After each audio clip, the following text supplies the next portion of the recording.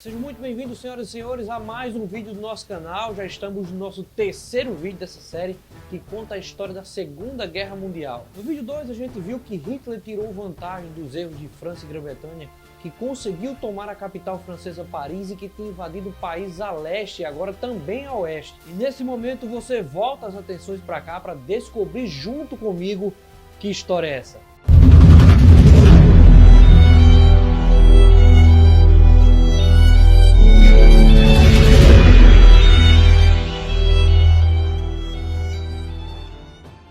Estava tomada.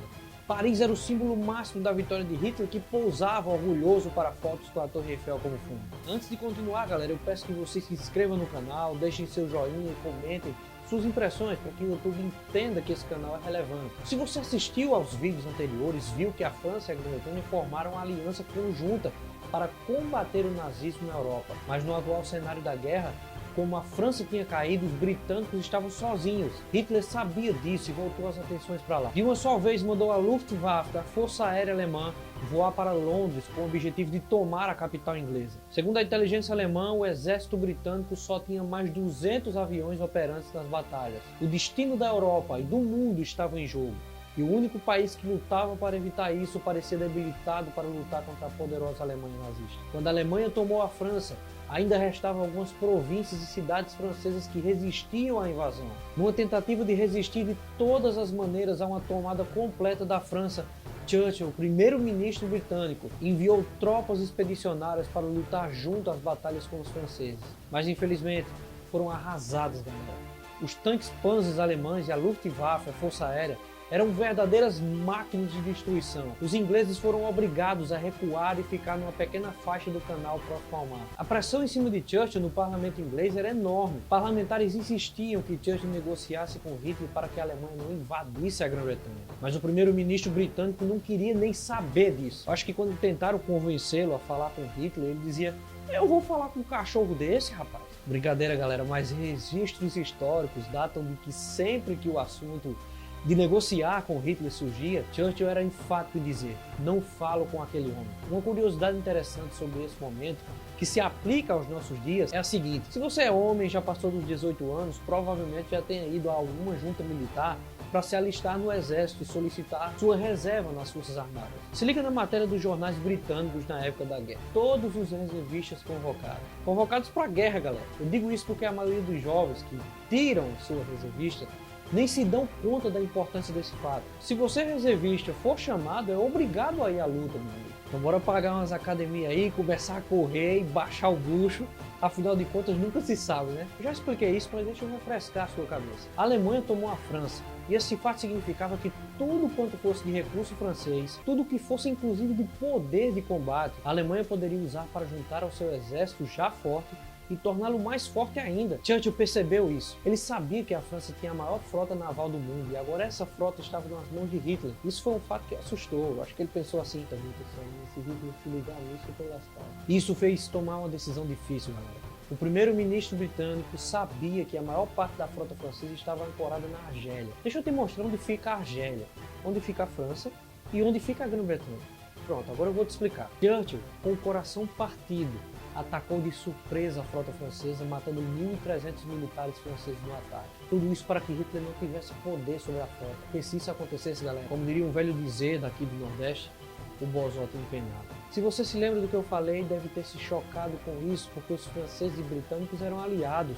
Churchill precisou tomar essa decisão difícil demais para que, em longa escala, o mundo não corresse perigo. Galera, às vezes é necessário optar pelo que será menos catastrófico. Aquele ataque também foi um recado claro que Churchill queria dar a Hitler: "Chupa essa manga, bigode de arame, vai buscar a frota no fundo do mar agora." O Churchill era arrochado, com um exército defasado, um congresso contra ele e a sensação de queda a qualquer momento, e ele continuava firme. Naquele cenário, se a Grã-Bretanha dominava os mares, a Alemanha dominava os céus. A Luftwaffe era a maravilha moderna na guerra. Os alemães tinham aviões bem equipados e temidos entre os inimigos europeus. Entre eles, um avião caça monumental motor se destacava, o Messerschmitt 109. Ele era simplesmente o melhor avião do mundo na época. Subia mais rápido ao ar que qualquer avião e tinha mais potência que qualquer um outro. Ele conseguia disparar tiros de metralhadora por 55 segundos e também canhões. O comandante dos mortais aviões alemãos era Hermann Göring. Você que assistiu aos vídeos anteriores lembra que eu falei dele. Göring desde novo atuava na Força Aérea Alemã e, como um talentosíssimo piloto que era, logo se destacou e subiu a um dos mais elevados cargos do governo nazista. Göring também talvez fosse a pessoa mais próxima de Hitler. Olha essa imagem.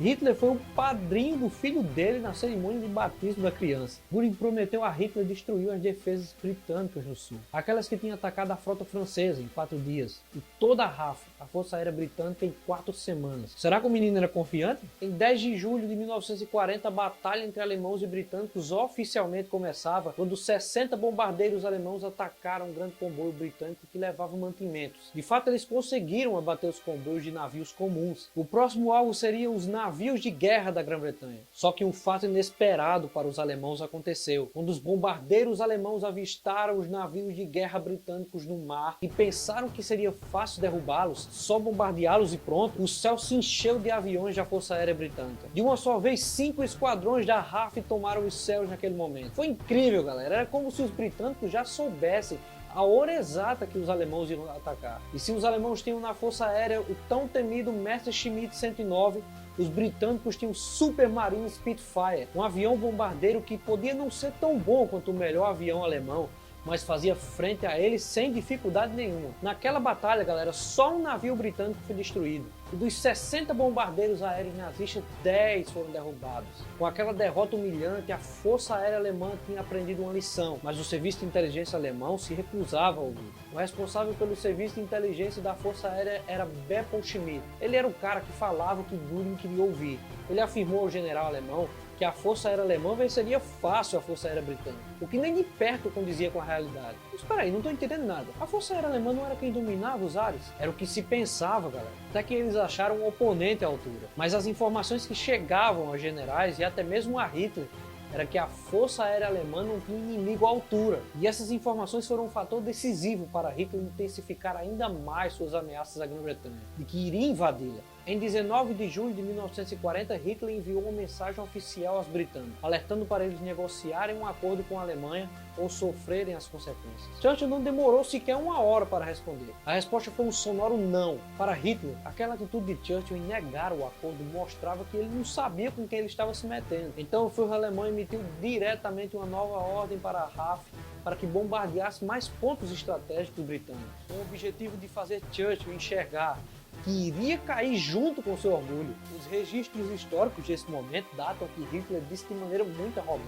a posição da Grã-Bretanha é desesperadora, já ganhamos a guerra. E em agosto de 1940, Hitler convocou o núcleo da Luftwaffe para a cartada final. Foi dada a missão o nome de Dia da Águia. Essa missão tinha como objetivo atacar as bases aéreas a sudeste de Londres, que era onde havia mais da metade dos aviões da Força Aérea Britânica. A estratégia alemã era tipo assim, galera: já que no ar eles estão ganhando a gente, não vamos deixá-los nem voar, para já evitar uma derrota. Então chegou o grande dia, o Dia da Águia, como os alemães apelidaram a missão. Uma infinidade de aviões alemães voou em direção às bases de Londres para acabar de vez com os britânicos. Quando já se aproximavam de lá, o mau tempo não previsto pelos alemães atrapalhou totalmente a visibilidade dos pilotos, de modo que eles foram orientados a abortar a missão. Só que essa ordem para abortar a missão não foi lá bem organizada, galera. Enquanto estavam no ar, alguns pilotos receberam as ordens, outros não, e alguns só foram receber horas depois, de maneira que na sua grande maioria os pilotos alemães ficaram sem reação. E isso, meus amigos, era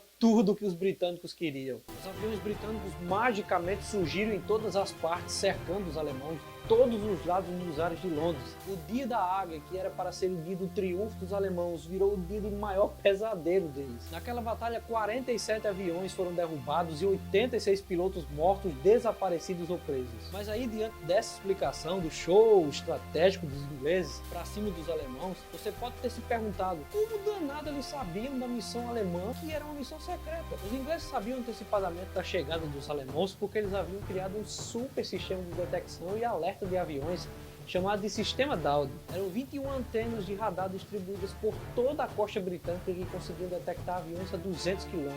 E se os aviões voassem abaixo disso? Mais 21 pequenas antenas chamadas de Chain Home Low iam rapidamente detectá-los. Galera, os britânicos tinham realmente pensado em tudo. E além de toda essa tecnologia que era novidade no mundo daquela época, 30 mil homens se ofereceram para vigiarem os céus da Grã-Bretanha, avisando aos centros de comando sempre que um avião inimigo fosse avistado. As mensagens aos centros de comando chegavam em até 60 segundos. E o que acontecia quando essas mensagens chegavam ao centro de comando? Aviões britânicos no ar. Como já sabiam as posições, de onde vinham e para onde iam, os britânicos chegavam com muito mais vantagem, porque chegavam por trás, pelos lados, enfim, aviões alemães se lascaram todinho no dia da águia. A guerra começa agora a ter reviravoltas. A toda poderosa Alemanha levou agora sua primeira surra no ringue da batalha. O que vai acontecer na continuação dessa história? Só assistindo aos vídeos seguintes para saber. Então é isso, galera.